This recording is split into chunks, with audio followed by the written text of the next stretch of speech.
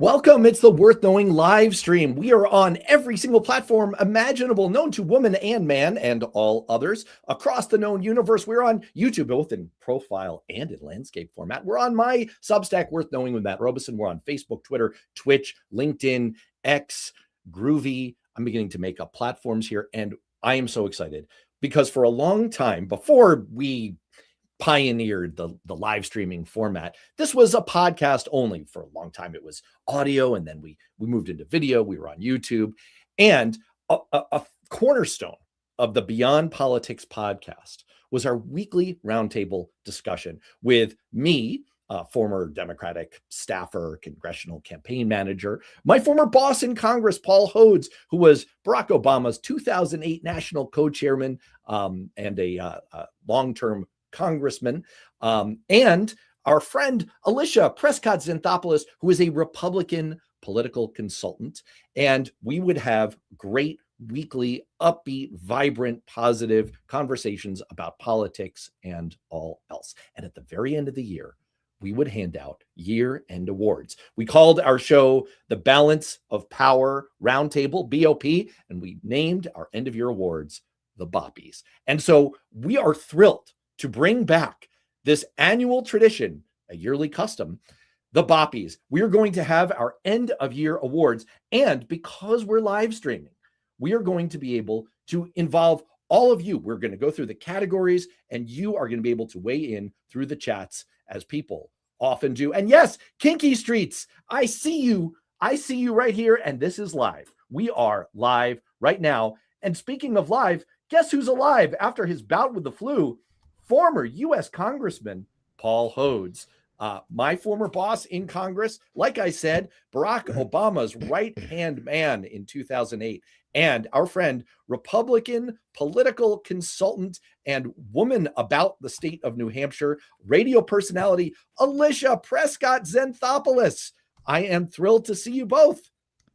I'm thrilled to see you, and if Alicia Preston Xanthopolous shows up, let me know.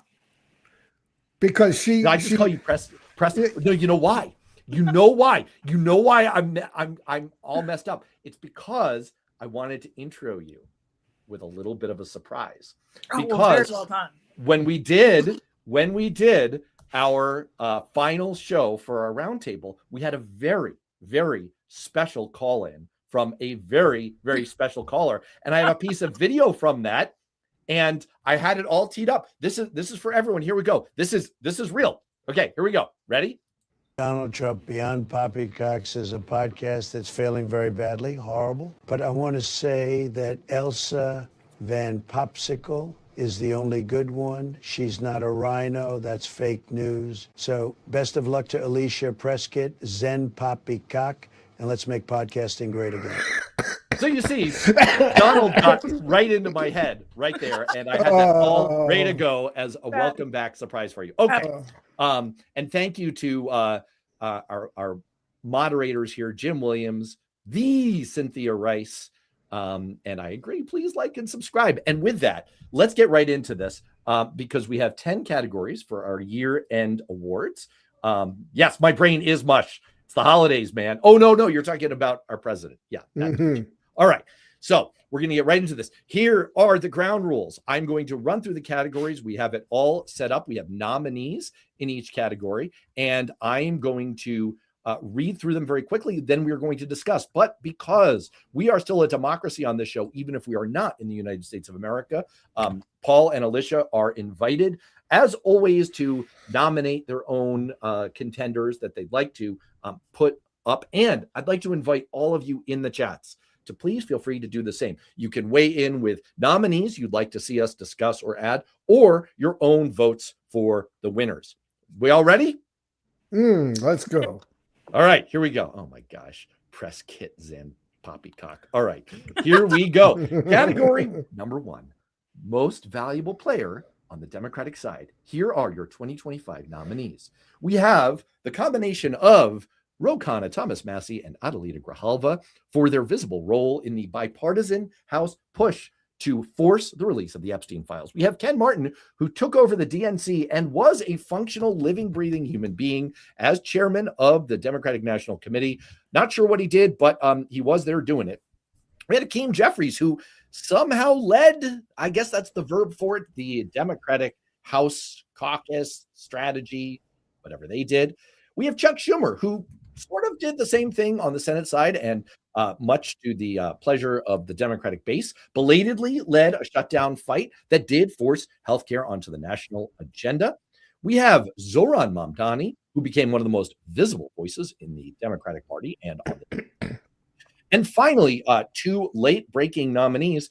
We have Donald Trump for completely fucking up every element of his presidency so badly that he's nosedived opinion polls and helped the Democratic Party more than anyone else. And very last, but certainly not least, we have an inanimate steel rod, which just sat there, like most of the Democratic Party, but did no harm to itself and did not bend under Donald Trump's demands, unlike the Democratic Party.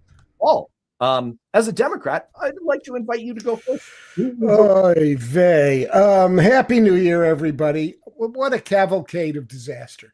What you missed was the dynamic duo, I think, of Bernie Sanders and AOC, which really have to go as a pair for going out and trying to keep the fires burning while our brains were burning up.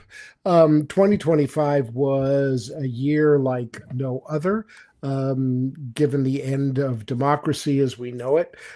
So to that extent, Donald Trump had a big hand. Hakeem Jeffries manages to be the most boring leader in history, second only to Chuck Schumer. Chuck Schumer, who needs a little help on his whole visible thing. Ken Martin, who let's just say made a real raspberry when he refused to release the report, the after electoral defeat report that might have shed some light for Democrats, but decided not to do it. Ro Khanna, he's been out there. That's good for him. Zohran Mamdani, in some ways, Zohran is kind of the hero of the Democratic Party in 2025. He won in New York, not that any Democrat wasn't going to win, but he beat the establishment guy, Mr. Crooked Cuomo. He put... oh my gosh, Paul Hodes, why didn't we elect you to the Senate? You're filibustering. What's your answer? Zohran Mamdani. Okay. Wow, that was quite a wind-up. Okay, all right, Alicia. Yeah, I've got a tie. I think it's hands down Donald Trump. Because if you look at all the special elections with Democrat successes across the country in the last year, none of them actually succeeded because of the Democratic candidate. They succeeded because Donald Trump is such a bad bearer of the Republican title, and his sycophants are such horrible candidates to go along with him.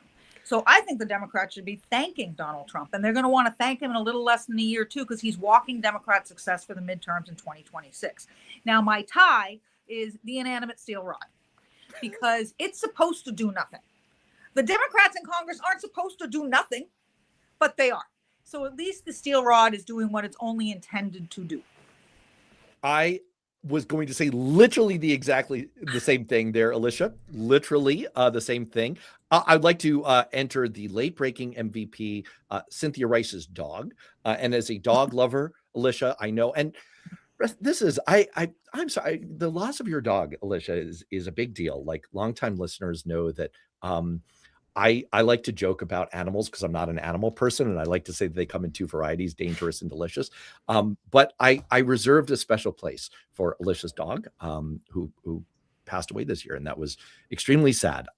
And a total sidebar that's now making me sad in the middle of what is supposed to be a lighthearted show. Let me bring a tiny amount of joy on that front, though, because Atticus's death was horrific, terrible, and sad. And thank you both for the times that I called you just bawling and unable to do shows and things. But there is a new member of the Xanthopolous family.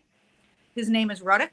He is an 8-month-old terrorist who's destroying our lives. And we love him. I thought you were going to say terrier.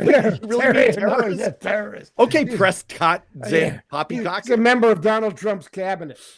Oh my gosh, that's really spectacular. And happy birthday to all the fur babies out there, for all the people in the chat. But all right, we seem to have Zohran, Donald Trump, and an inanimate steel rod in a three-way tie. I actually think we've somehow gotten to the correct answer. I really do. Let's move on to MVP for the GOP. I hate GOP. I think that's stupid. I think it's the dumbest acronym in the world. It's freaking stupid. Anyway, it's neither grand nor old nor really a party anymore. All right, MVP for the GOP nominees for 2025. You got to say Donald Trump as the unavoidable MVP. He did indeed dominate the Republican Party, its agenda, its people, the people who went to jail, the people who are no longer in jail. Good for you, Mr. President, sir. We have White House Chief of Staff Susie Wiles, who was the architect behind a much more disciplined Trump operation than Donald Trump managed to maintain in 2017, much better than the previous shit show, I guess, if you care about some kind of organization. She of the alcoholic personality. No. She was calling out the alcoholic personality. She does not herself have one. Mike Johnson, who is, as far as we can tell, a human being, a mammal. He was Speaker of the House, and he did last in that job, which required him to sit in a seat and be a real boy. So he did that. J.D. Vance, who once again played translator between Trump poppycock, to borrow a phrase, and somewhat normal, rational human speech. We have Marjorie Taylor Greene, a surprising MVP nominee for her evolution, which we can touch on more later, to a full break with Donald Trump and the party. And finally, we have the Supreme Court of the United States of America for its deep devotion to the Republican cause and all things Trump. Alicia, you are still a Republican for reasons that I still don't understand, but that's okay. We love you. So why don't you lead us on this one? Who is the Republican MVP? First of all, I'm still a Republican because they want me to go, so I refuse to because I'm stubborn. So I've got another tie. One is obviously Donald Trump, right? He's managed to succeed in all the things he wanted to succeed. He's managed to get all of Congress, with the exception of 4 or 5 Republicans, all Republican members of Congress, to abdicate their duties, to lose their integrity, and bail on their entire belief system to follow him down whatever road he's going down. They don't do their job. They let him do what he wants. They're all supportive of the expansion of executive power all of a sudden and don't care that they've got a job with a separate branch of government. He succeeded in making that happen. We got to give him credit for that. The other one, and I cannot believe I'm going to say this, is Marjorie Taylor Greene. Because what she did by breaking with Trump when she was such a follower, such a sycophant, is she gave a lot of people, and I've seen this publicly and privately, a lot of Republicans the okay to break away themselves. And it kind of was the start of a little bit of a shift that we're seeing, because if someone like her can break from Donald Trump, people are going, okay, maybe he has gone too far. I agree with her. All right, Paul. So the longest term impact that we are going to see is from what has happened with the Supreme Court. That's going to carry forward for many, many years, even when the great orange pumpkin has been eaten by chipmunks, and J.D. Vance's eyeliner has caused him to go blind. So they're going to have the longest term impact. But the most surprising and best news for a Democrat in 2025 was Marjorie Taylor Greene, who, although still completely a whack job, has given some cover and some hope that the GOP, so-called, can recover its senses and decultify at some point. There's something happened to her. I don't know. She stopped drinking the Kool-Aid. She drank the Kool-Aid. I don't know what, but she's my hero of 2025 for Republicans. I would like to shout out the contribution from our good friend, MJ, who nominated Pam Bondi, Keg Stand, and Brainworm. I actually think Brainworm is next level. I think Brainworm is. I might have to go with Brainworm. You know what, MJ? You're right. I'm going to go Brainworm. You know why? Because pound for pound, Brainworm punched above. Let's go with her. I'd like to say that more female leadership on the Republican side is good. So let's make Brainworm a her, and we'll say that Brainworm punched way above her weight in terms of infecting our Secretary of Health and Human Services and causing whole-scale destruction of vaccination, which is going to be a lasting impact for America. Brainworm, you are my GOP MVP. Yes. Go brainworm. All right, let's go on to our next category. And by the way, apologies, I'm doing a worse job than I normally like to aspire to with trying to do the chats and talking and moderating and controlling videos and getting Alicia's name right. I had the wrong banner running at the top of the show, but we're back on track. Let's go to one of our favorite categories over the last couple of years, something we had to include in last year's and now this year's Boppies, our 2025 Perp of the Year. Our nominees are, well, you can't have a Perp of the Year category without Donald Trump. He is the GOAT. He might be such a GOAT here that he's disqualified from future awards, but you gotta have him up there. It's like, it's like Michael Jordan. Like he's always going to be nominated. Donald Trump Jr.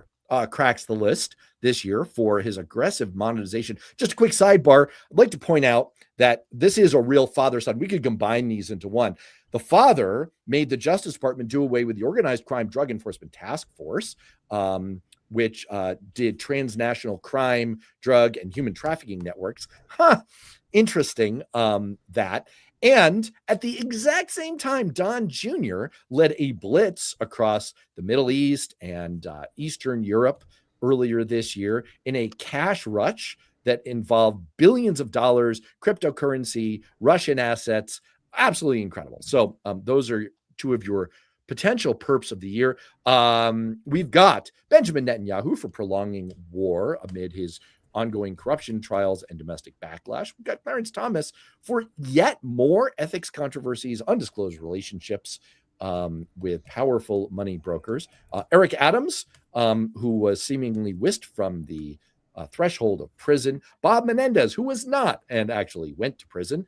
Juan Orlando Hernandez, the former president of Honduras, who was unaccountably pardoned by Donald Trump. And finally, once again, the Supreme Court, not for one ruling, but for its cumulative legacy of damaging the rule of law. So, Paul, I guess it's your turn. Who is your 2025 Perp of the Year? Well, look, as a former prosecutor, these are all close to my heart. I love this category and really appreciate the criminality that you've outlined here because it's on a massive scale. I'm going to have to combine a few things to say that my Perp of the Year for 2025 has got to be the Trump family mafia crime syndicate. The entire family, as a perpetrator of corruption and criminality, really has no equal in American history. Their wealth has tripled, billions of dollars due to cryptocurrency, the deals they're making. As for the president, his latest invasions, whether it's Nigeria or Venezuela, are all related to natural resources. I mean, the corruption is so great and so wonderful. Brings me such joy to say it's the Trump crime family syndicate. Alicia. I think Paul's on to something. I think the entire family has monetized the presidency of the United States of America, and it's shameful. But I'm going to go with Donald Trump, but I'm going to go with him for a specific, putting aside the policy, the expansion of executive powers and those things. And there are some things I like, bombing terrorists in Nigeria. Okay, fine, great, kill the terrorists. But here's what he's done that I can't forgive. And that is his language he uses against those that don't agree with him. I find it dangerous. It's mean. What he said about Rob Reiner and his wife was absolutely disgusting. And the only thing that brought me a little bit of hope is that a lot of big name Republicans condemned it. But he does it daily to daily people, to reporters. He calls them out for their appearances and their attitudes. And if they ask a legitimate question he doesn't want to answer, he name calls them like he's a 7th grade boy who the girl that he likes doesn't like him back. Leadership isn't just about signing pieces of paper with your name that might become law. Leadership is setting a standard. And he has set the lowest standard of any president in my lifetime. I am really stumped, and I'm going to filibuster for a moment here by just calling out, we are not afraid to call out the mean comments along with the positive engagement that we get here. So Nate the Jen thinks we're so boring. It's just another Trump derangement syndrome channel. It's to the point the left love Trump more than the MAGA, the MAGA. They can't go 5 seconds without his name. It is true. We would really listen. Alicia Prescott Xanthopolous, who is a Republican, a legit Republican who has run presidential campaigns for Republicans, would like nothing better, I'm sure, than to stop saying that motherfucker's name. So we're with you, Nate DeGen. Would have been a great Christmas present. But can I just point out to that listener, look, the fact is the man is the president of the United States and the self-proclaimed leader of the free world. You can't have a conversation about politics and governance without mentioning it. Yeah, a word. And moreover, we have more to the point, Darren Schwartz-IL6FZ, who may or may not be a robot. How fucking dumb are you people, really? I don't know. I can't answer that one either. I mean, you ain't seen nothing yet, Daryl. Just wait. We can get way dumber than this. Wait for the rest of the show, man. We are so dumb. We are so dumb. Speaking of dumb, I'm going to go with Bob Menendez. I'm handing it out to Bob Menendez. I wanted to go with Juan Orlando Hernandez, but I'm going to go with Bob Menendez because how fucking dumb. You're taking your payoffs in gold bars, motherfucker. What are you doing? Okay, well, anyway, that guy. Gold slipped today on the market. So, he's really stupid. Anyway, let's keep going. Let's go to, this is one of these categories that like they have in the Oscars. It's like best gaffer. And it's like, what is this? Why do you still have this? Like, wasn't this replaced by AI like 50 years ago? Yeah. We have a category here, best achievement in legislation. What an anachronism. Like, we don't pass legislation anymore, but yet here we are. We have to cover this category because it's a tradition. It's just something we do. And Jose Marie and boy, you are a lot of bots. Look, if you're a bot, don't put the like TDX 9000 after the dash in your name. It just gives away the game. It's like you might as well put your serial number, people. But Josie would like to offer God bless Trump and his family. Well, I don't wish harm on any human being, so sure. All right. Anyway, God bless us, everyone. Yes. All right. Best achievement in legislation. We'll do this one quickly. The one big, beautiful bill. It was, in fact, the biggest piece of legislation. So we're obligated to name it. It was kind of a cluster, you know what? However, we're going to name it. Let's get on to some other ones. We have the Laken-Riley Act, which was a bipartisan bill that requires detention without bond of non-citizens charged with certain crimes. Kind of a tough on crime and immigration legislative piece. We have the Genius Act, which establishes, this is a euphemism, establishes a regulatory framework for payment stable coins. What it really does is exempt from regulation cryptocurrency. That was a bill that our Congress passed, so that's great. The Veterans Compensation Increase Act, that's the snakes on a plane approach to naming legislation. They're going to increase compensation for veterans. That's what it does. Opioid use disorder prevention and treatment bill, which reauthorizes programs for opioid use disorder prevention and recovery. That's a good thing. And finally, the Epstein Records Release Act, aforementioned, forced down the throats of the unhappy Republican Party. Speaking of unhappy Republicans, Alicia, you lead us off. I think several of these bills were good. The Laken-Riley Act was a solid piece of legislation. Veterans compensation to extend their benefits, solid piece of legislation. Obviously, continuing treatment and prevention for opioid disorder, very solid piece of legislation. But I'm going to go with the Epstein Records Release Act because while it is not a funny story, it is a horrible tale that went on for many years. What was funny was to watch lawmakers struggle for 24 hours to figure out what the heck to do because none of them wanted this stuff released, but they were actually pressured to do so because that was the will of the American people. They fell to the American people as they should. The fact that the DOJ is flouting the law is separate from this, but it was fun to watch them forced into doing what the people asked them to do. So, Alicia, that was a very smart and cogent argument. I agree with you that the veterans and the opioid bills were actual bills. I'm amazed that the Republicans got anything done, but those were actual bills that did good things. I'm particularly interested as a former member of the Financial Services Committee for the Stablecoin and Genius Act, because together they really set the stage for a completely unregulated world of cryptocurrency, which I think in the end is going to come back to bite people, because if crypto is going to be ultimately used as a stable form of currency, an actual regulatory scheme is probably a good idea. So that's where I come down. I would first of all like to say to some random guy speaks who may or may not be some or random or a guy who says, I'm a Trump supporter. Good. Welcome. I appreciate people with different views engaging on this show, and I look forward to your positive contributions. I am once again betwixt and between.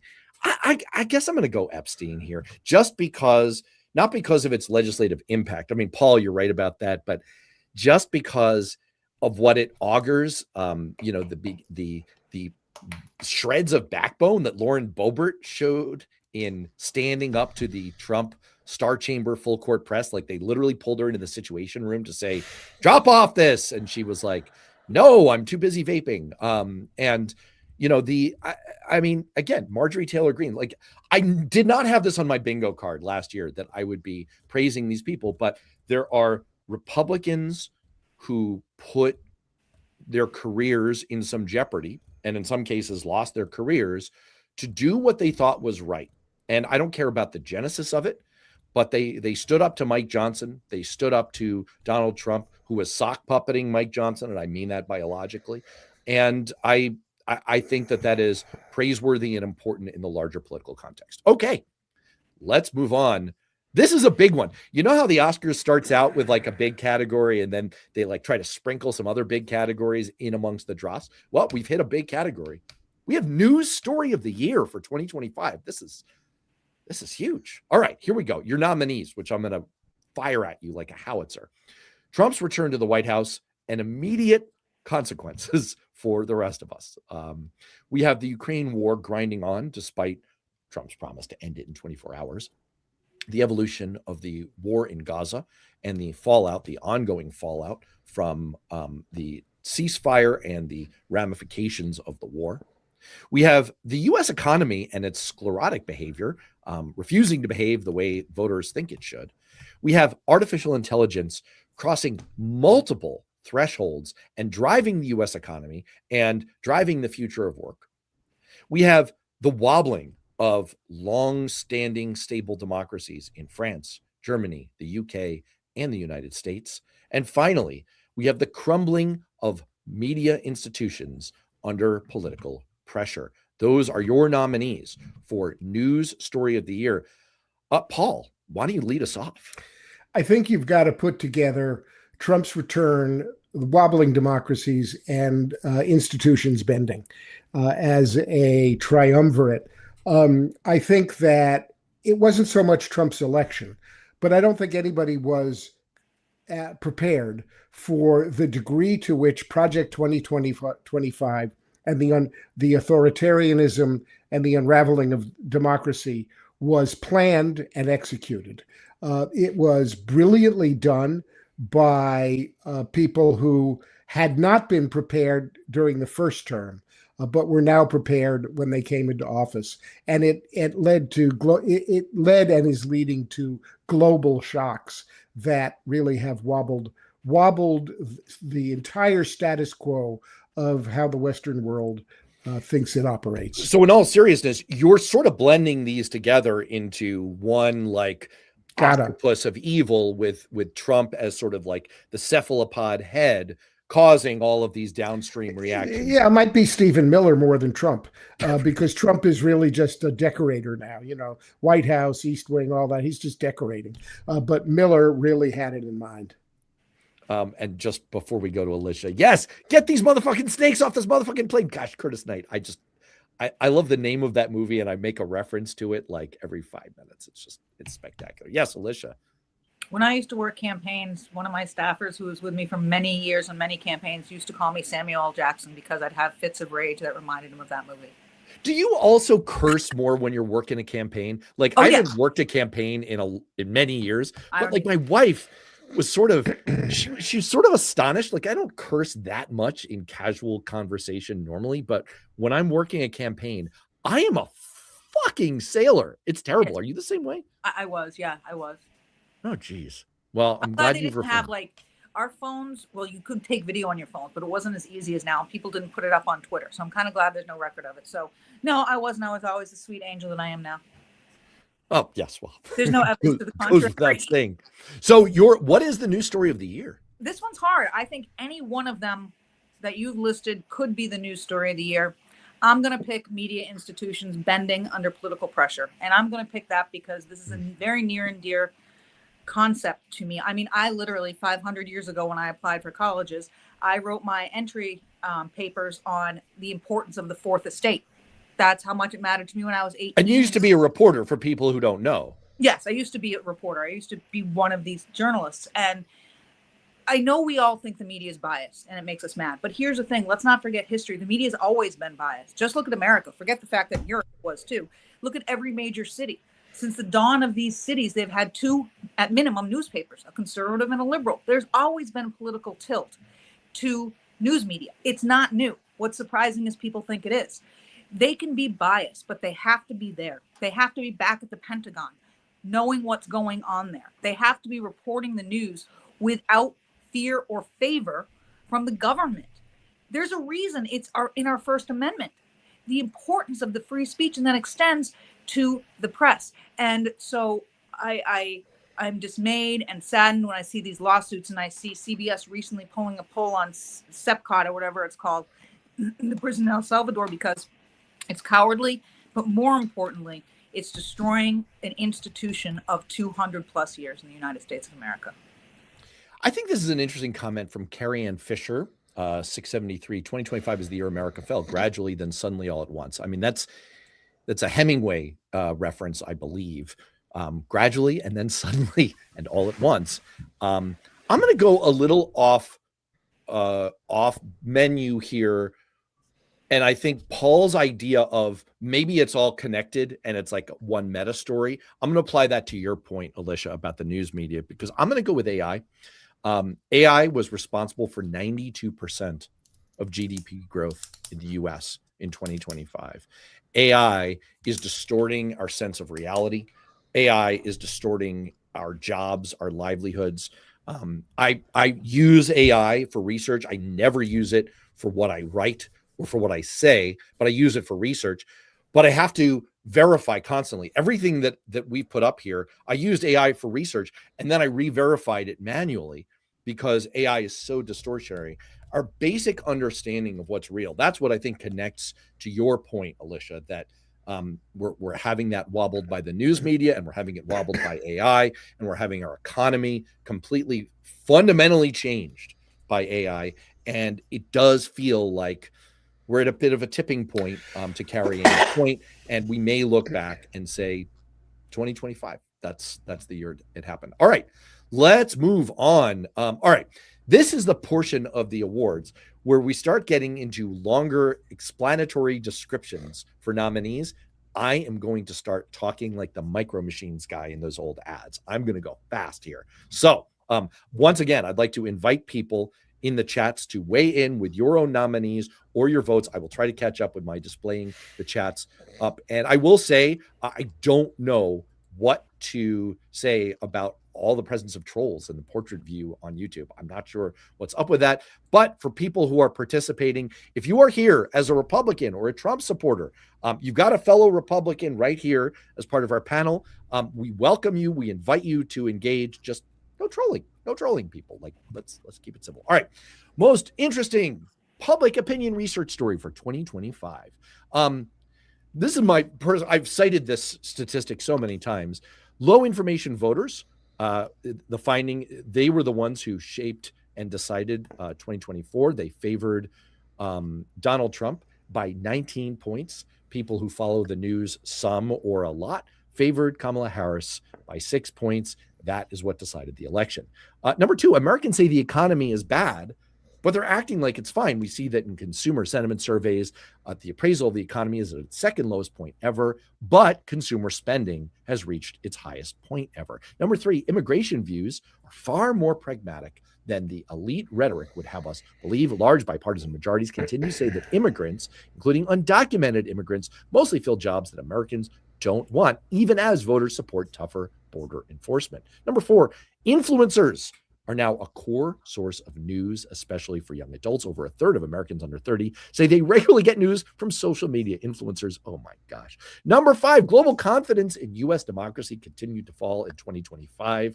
A plurality of respondents in advanced democracies say the U.S. is no longer a good example of democracy. Number 6, COVID vaccine refusal hardened into long-term distrust. 60% of Americans say they don't plan to get updated COVID vaccines. Let me see. I'm gonna skip down because we have so many nominees. Number 7, perceived discrimination against Jews remains elevated post 2024. A spike post October 7th, 2023. Americans, number 8, trust local institutions more than national ones. And finally, number 9, Americans think democracy at risk, but we disagree on from whom. Republicans and Democrats tend to think that it's the other party that's threatening democracy. Alicia, I've lost track. I think you're our lead.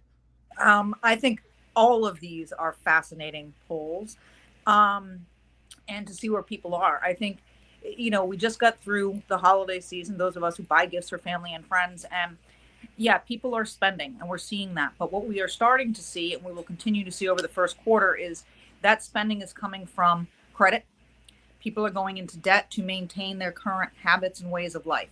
And so while we perceive the economy bad, but we're spending the same, both things are true. And that's not good in the long term if it doesn't turn around.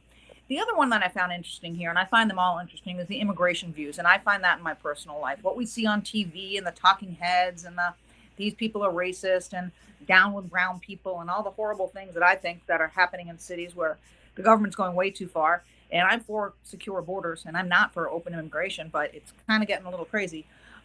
Most people feel that. Most people go, yeah, I want to close the borders too. Yeah, I want legal immigration. I don't want rampant open the borders and not know who's here. I think most people feel that. And then most people look at some of the videos coming out of these cities and go, okay, you're dragging a pregnant woman across the ground. P.S. She happened to be a U.S. citizen. They're coming out like the deputy head of ICE came out about a week ago and said, because the person said, I'm an American. They said, well, you have to start carrying your papers. No. American citizens, we do not live in a show me your papers nation. And we should never be told by a high ranking enforcement officer of our government that we do. And so I think what's happening is it's going a little too far. And then you see propaganda out of Hollywood, by the way. Yesterday I saw that movie, One Battle After the Other, which takes the extreme.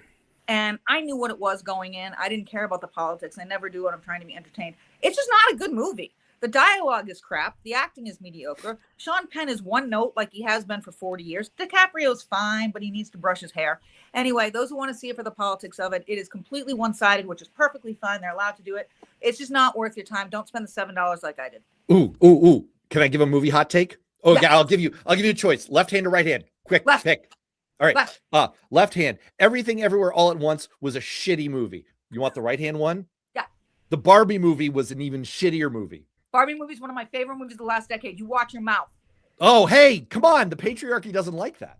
I don't care. Hey, speaking of the patriarchy, Paul, what's your winner?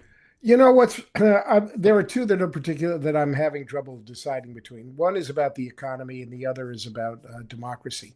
In terms of the economy, we're in real trouble we're in actual trouble on the economy. The credit card debt for consumers, as Cynthia just pointed out in the scroll, is huge. People are buying on credit. To a unhealthy extent. That's not great. The stock market is piddling along. The tariffs are crushing small businesses. Prices are crazy high. They are not coming down. So inflation is a real problem. When it all comes together, and we're about to see this incredible spike in healthcare costs because couldn't get it together to deal with Obamacare. So we've got a real trouble coming on the economy. And then we get to the issue about democracy, where people say, oh, yeah, democracy's at risk. But the divide between the people who think it's Trump and the people who don't think it's Trump is really, I confess my inability to understand how anybody could not say that Donald Trump is an authoritarian who is destroying our democracy. But apparently, there are a lot of people out there, including a lot of people who are listening to this show, who are supporters of Trump. And apparently, they don't care about democracy as long as they've got credit cards. So those are the two things that really get me.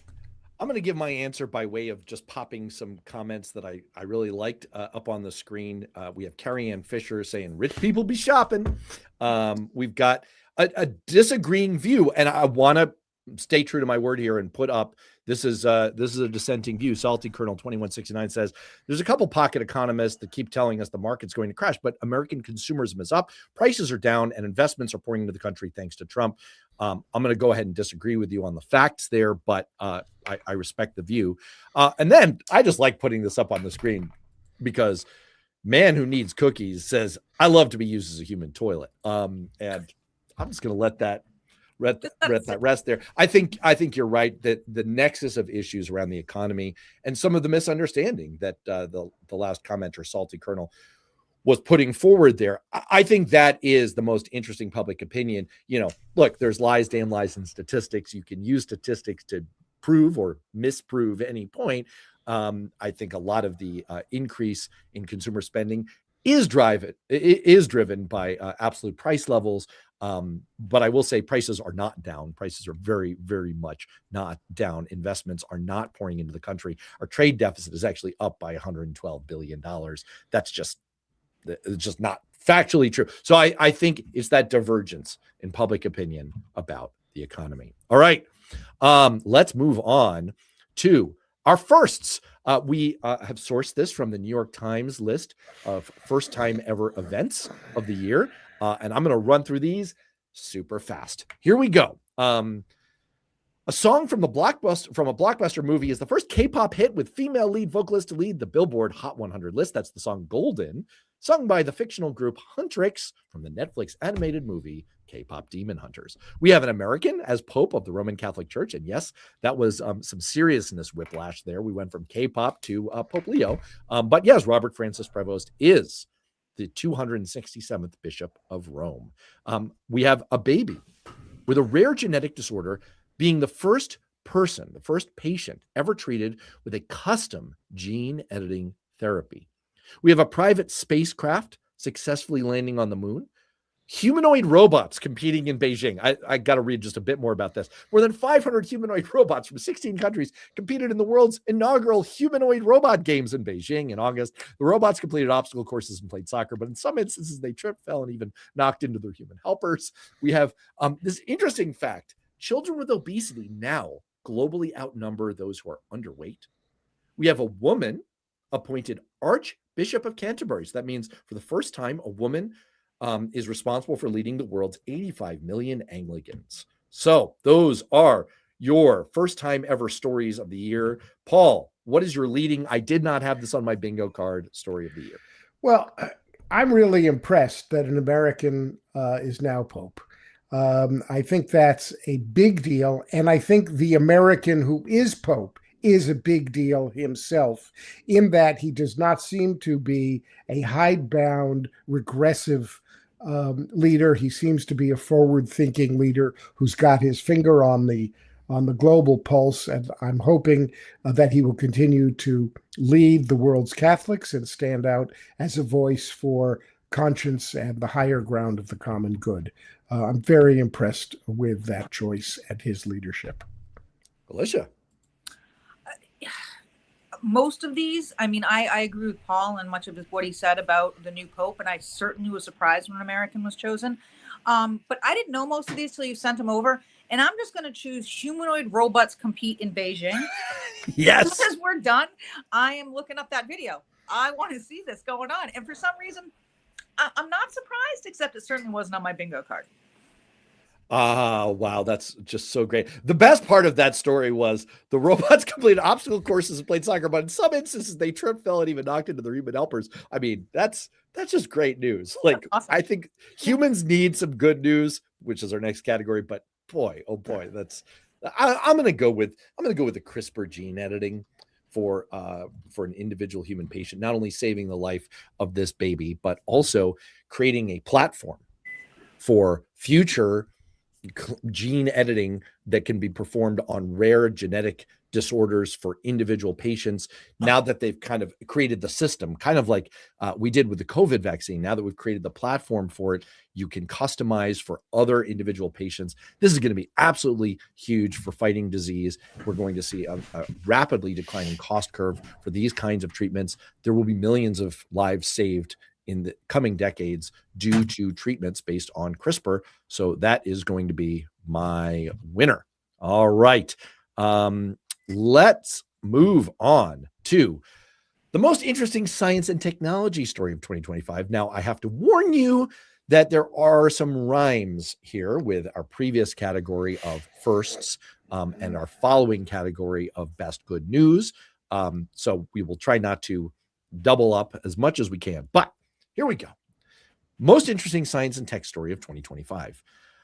Number one, AI systems crossed from assistive to semi-autonomous agents, the first widespread deployment of AI agents capable of planning, executing multi-step tasks, and coordinating with other systems with limited human supervision. Remember, this is most interesting, not necessarily the best story. All right, number two, AI achievements won Nobel Prizes. The Nobel Prizes in physics and chemistry were awarded for work deeply tied to AI-driven discovery. In physics, that was for scientists whose work laid the foundation for quantum computing. That's all, and in economics, it was the work on how technological progress drives economic growth, specifically within the context of the current AI revolution. Worth noting that previous recent Nobel Prize 2024 went to Geoffrey Hinton, the godfather of artificial intelligence. Number three, the first widely validated blood test for Alzheimer's moved toward critical use. Multiple studies in 2025 showed simple blood tests could detect Alzheimer's pathology with high accuracy. Number four, 2025 officially became the hottest year ever, baby. So we're all hot. Baby, it's cold outside. No, it's not. That's the point. Number five, private companies quietly normalized routine lunar landings. Commercial firms successfully I alluded to this a minute ago, successfully landed spacecraft on the moon in 2025. Firefly Aerospace landed on the moon. Their Blue Ghost mission achieved the first fully successful commercial soft landing. It should be noted that Intuitive Machines' Odysseus lander did land on the moon in February 2024, but it landed on its side. So it's considered a partial success. Next, microplastics were found everywhere, including throughout human organs like blood, lungs, placentas, and reproductive tissue, to euphemize. Next, and related, a global plastics treaty failed. So that's a thing. And finally, we got closer to finding evidence of life beyond Earth. We had exoplanet research showing tantalizing signs of possible life in gas on the distant world K2-18b, which is also the designation for the bot trolls that are in the chats, and a significant finding from the Perseverance Mars rover of a potential biosignature in a rock sample. All right, I'm going to advance our banners, and I'm going to turn to Paul to choose our most interesting science and tech story. What you missed was the Harvard professor who thought that Atlas 3I, the comet, was actually an alien probe. Wasn't that 2024, man? I don't know. No. It was this year? All right. That's this year. And so he's my candidate. He's my story. And the only other thing is that Trump probably renamed that Trump Atlas 3I because he liked having a space, something in space named after him. I only wish that he had been on some of the commercial landings on the moon. But the scariest story for 2025 is, of course, the global warming, climate change, hottest year on record. We are so fucked, people. And the current administration has just got its head up its collective fucking ass about what to do. We're fucked. Wow. Happy New Year. Yeah. Woohoo. All right. I just want to note that as we're recording this, we have a late breaking entry for important news stories. High inflation and a currency collapse have pushed Iranians to the streets and squeeze their budgets. I'm just reading a headline here from the New York Times. Protesters took to the streets of the capital, Tehran, and other cities in Iran on Monday to decry surging inflation and the collapse of the national currency. All right, Alicia. First of all, this AI stuff creeps me out. I'm all for 500 humanoid robots tripping over soccer balls. That's entertainment. But when you get to semi-autonomous, then I'm like, okay, no. So I'm not going there. I'll tell you what one really excites me is the validated blood test for Alzheimer's move toward clinical use. Literally one of my most favorite people to ever walk this planet was my Grammy Harris.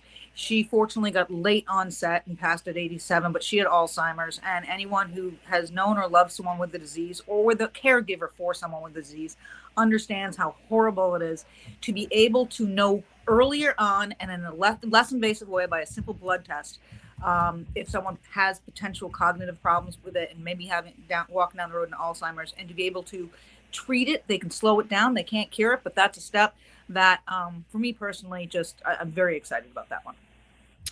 I am, boy, you guys are better at making choices here than I am.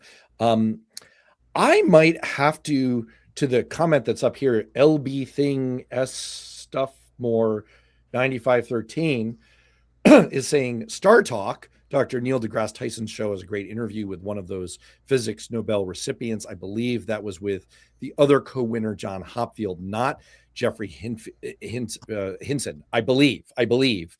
And I look forward to checking that out. Jeffrey Hinton, by the way, made news because after becoming the godfather of AI, he left the board of Google because he was so worried about the impact that his creation would have on humanity.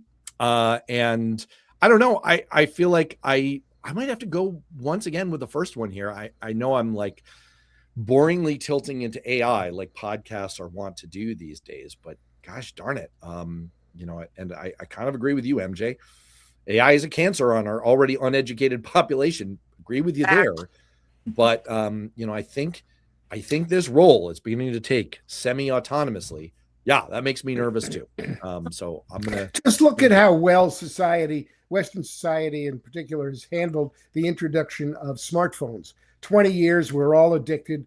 We all have cervical problems. Our kids can't focus on anything. I'm an addict. I've got ADHD. And just think, if we've handled that so well, just think how well we're going to do with AI. I have to say, it is true that Paul has ADHD. And I mean this in like a nice way. When I used to work for him, our staff would sometimes say like, Paul, we have to keep you focused. Look, a blue car. So yeah, it's an issue. But it's also a superpower when you're a member of Congress and you have to think about 20 things at once. All right, let us move on. We are rounding the bend toward the end. I would like to hit on our 9th category, which is best piece of good news for the year. Please, for the love of God. By the way, I said I use AI for help on research. Please, for the love of God was a ChatGPT inspired insertion. So there you go. I mean, it's getting creepy here. All right, here we go. Number 1, Amazon deforestation fell again. Brazil reported another major decline in deforestation, extending the sharp reversal from earlier years. Number 2, global life expectancy rebounded and surpassed pre-pandemic levels. Humans are living 20 years longer on average than they were in 1950, according to new research across 204 countries, although there is an emerging crisis of rising death rates among adolescents and young adults.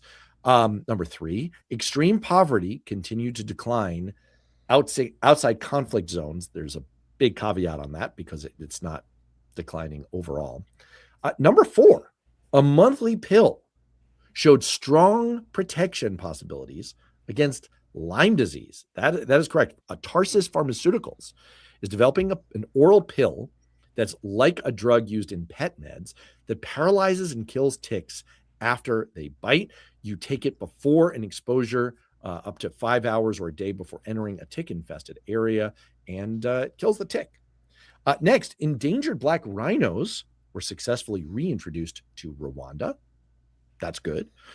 Clean energy hit record deployment levels worldwide. I know this is of great interest to you, Paul. I'll just note a few numbers to throw at you rapidly. The world added 380 gigawatts, or if you're Professor Doc Brown, gigawatts of new solar in the first 6 months, a 64% jump from 2024. Wind energy, a combined solar and wind increase over 400 terawatt hours, surpassing global electricity demand growth. Battery storage, the U.S. added a record 39 gigawatts. So it's been a great year for renewable energy. Major cities saw continued declines in violent crime. This is a trend that started during the Biden era in 2023 and 2024 and has continued. And finally, a finding in a survey that 75% of Americans plan to maintain or increase their charitable giving through the end of 2025, despite economic uncertainty, meaning that people continue to help each other even when politics is awful. I can't remember who goes first. I'll say Paul. Oh, it all makes me really happy. I'm just a happy camper. I'm happy that global renewable energy is increasing. I said before we were fucked. We are, but at least this is a bright sign everywhere but the U.S., where the administration is doing everything it can to crush what is clearly required. Maybe we'll all move to Finland and figure out all the advanced ways we can use renewable energy to power everything. So that's really, really good news. And because we live in a tick-infested neighborhood, I'm really glad to know that if I take Brevecta, which my dog takes, he and I can take the same pill and be protected from ticks. That's really good. And black rhinos. It works on black rhinos just as well as it works on ticks. All right, Alicia. I think the black rhinos might have to take a bigger dose than your dog. But I'm actually going with black rhinos. Look, there's a lot of good news. You opted us, for us to choose this year. But I'm going with black rhinos. I do not like wild animals in captivity. The fact that these were bred in captivity and were able to be reintegrated into the wild again is fantastic news. And I hope they continue to do it with other captive animals that there are too many of behind walls. And if they're learning how to integrate back to the wild and humans are learning to teach them better how to integrate, I think that's a great step forward. I am going to go with the pills against Lyme disease because my wife has a horror of Lyme disease as a mother and as a doctor. It drives her crazy. She obviously has a very, very high tolerance for all kinds of ick that people can get because she's a physician. But this is one form that she hates. She absolutely detests. And I think it would make my own household happier if there were an effective preventive treatment for Lyme disease. And I will note from Kinky Streets and other commenters in the chats, the sad news that Tatiana Schlossberg, writer and daughter of Caroline Kennedy, has died at the age of 35. All right. On that sad note, even amidst our good news category, let's move on to our very final category. Who won the year? Now, I have to give a little bit of a caveat. This is a category that is inspired by The Rewatchables, Bill Simmons' podcast about movies. It is otherwise completely undefined. It is whatever your heart says it should be. Alicia, let's go to you first. Round us out. Who won the year? I'm going to say me. And here's why. Oh, I know why. Can I show why? Here's why. Sure. Donald Trump Beyond Poppycocks is a podcast that's failing very badly, horrible. But I want to say that Elsa Van Popsicle is the only good one. She's not a rhino. That's fake news. So best of luck to Alicia Prescott Xanthopolous, and let's make podcasting great again. Yes, so you won. I won. That's it. One more. In addition to that, not that anything could compete with that. We're rolling out ending the year 2025. And I thank God every day I wake up and every year that I get, and I have a healthy, happy family and a warm roof over our head and overpriced food on our table. And a lot of people, even here in America, don't have those basic things. And so I won the year because I have all this wonderful happiness, joy, and friends like you around me. That That was so nice. Oh my gosh, Paul. That's so sweet. You I'm compete really, with that. I don't want to. I'm really happy for Alicia because she got out of Matt's basement. She finally Wait, got. we have to explain this. This Okay, way back when we did our podcast. Alicia's not the gimp. Okay, our joke was that Alicia Van Poppycock had to live in Matt's basement because as a true rhino anti-Trumper, that's where she had to stay. We fed her pizza by shoving it through a window in the foundation in the dark room. Nobody could get to her. But I'm glad to see that she's got a Christmas tree up. She's got lipstick on. She's clearly happy and healthy. She's out of Matt's basement. So I think Alicia won the year. Matt, I'm very impressed with all the glitz and glam you're doing on your Substack stream. I'm happy to be here. So you guys, I'm a flagrant ass kicker. You guys, ass sucker up. You guys did a great job. I love you both. I like the idea of being a flagrant ass kicker. I aspire to being a flagrant ass kicker. By the way, great name for a rock band. Flagrant ass That's kicker. a good one. Paul and the flagrant ass kickers. Who was my 12-year-old was trying to get me to agree to let him watch The Walking Dead. And so we looked up, and the Google AI summary was that it's inappropriate for a young person his age because of gore and half-eaten corpses. I was thinking, our rock band should be gore and the half-eaten corpses. And I'd be one of the half-eaten corpses. I'd play drums with one hand because the other half would have been eaten. I think that the winner of the year, in all seriousness, I know people in the chats were cautioning us not to buy too much into MTG's transformation. But I think if you escape a cult, you've won by definition. I think that's a good thing. I think the American people are increasingly winning the year because their approval of Donald Trump is dropping precipitously. 1 in 7 Trump voters from just a year ago now regret their vote. If the election were held today, he would lose in a freaking landslide. Elliot Morris on Substack put some really fine-grained numbers to that state by state. So it's not even a question, which augurs well for 2026. And I would finally like to say, I feel like a winner this year as well, because Paul, as you alluded to, these live streams are such a great discovery. They're so much fun. I do pine for our old timey Beyond Politics Roundtable podcast, old fashioned. We used to do it on teletype and telex and whatever kind of technology medium we used to have. But it was really fun to do live with the both of you, and I'm enjoying it. And I haven't been able to fully, I haven't fully caught up with the chats, but I will say once again, as always, I'm very, very grateful for people's participation. Even the Trump trolls, I even enjoy.